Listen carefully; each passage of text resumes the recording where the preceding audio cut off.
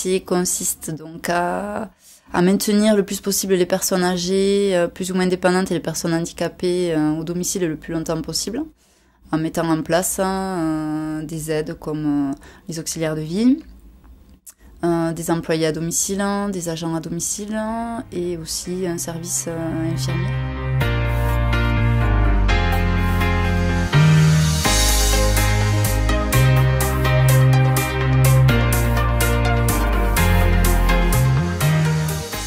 Le métier de coordinateur de service à la personne consiste essentiellement à encadrer toute une équipe, que ce soit au sein du bureau, au sein administratif, avec mes collègues, ou sur le terrain avec les auxiliaires de vie, les employés à domicile et les agents à domicile. Alors, les principales activités se divisent en deux parties, donc je vais dire 50% au sein du bureau, pour tout ce qui est gestion du planning et administratif.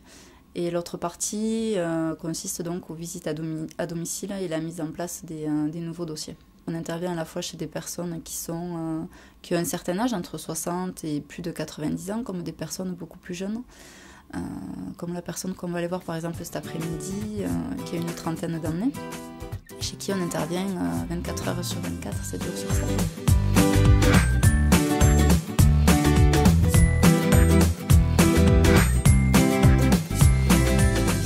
Le consiste à voir si tout se passe bien au sein du domicile de la personne, voir si les auxiliaires de vie, les agents à domicile font bien leur travail, si les usagers, les familles sont contents du travail qu'elles font chez eux. On va aller rendre visite à Anaïs, faire la visite d'évaluation à domicile. Oui. Et je voulais vous voir pour voir un petit peu comment ça se passait. Tout se passe très bien, on est assez bien coordonnés, il y a une bonne entente. On a toujours beaucoup de rendez-vous en fait. Ça se passe très bien, elle fait beaucoup de progrès. D'accord. Nous, on est amenés à travailler donc avec des organismes financeurs comme toutes les caisses de retraite, le conseil général, la maison départementale des personnes handicapées. On est amenés à rencontrer régulièrement donc des assistantes sociales, que ce soit auprès des hôpitaux, des cliniques. Disons qu'on va un peu sur le terrain aussi pour se faire connaître. Oui, bonjour, Lucie Guillard, à l'UMT, au service à la personne à Castres.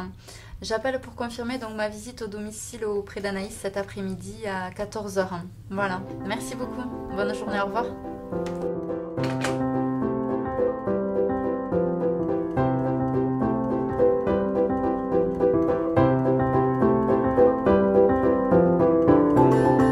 C'est vrai qu'il faut être dans ce métier très rigoureux, que ce soit au niveau des plannings, de l'administratif. Il faut être beaucoup à l'écoute de la personne, des familles. Bonjour. Bonjour.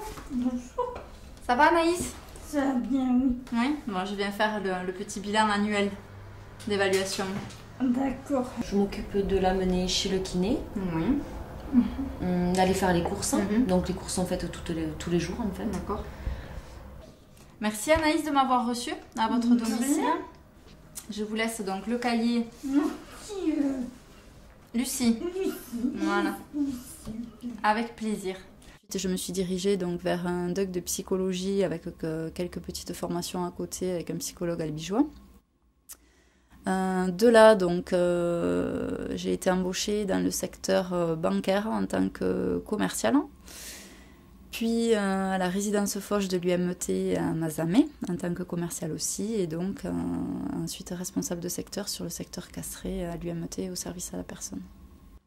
Donc ce qui me plaît le plus donc, en tant que responsable de secteur, c'est vraiment le relationnel qu'on peut avoir avec les familles, les usagers, les organismes financeurs, donc que ce soit le conseil général, les différentes caisses de retraite. Voilà, il y a beaucoup de relations.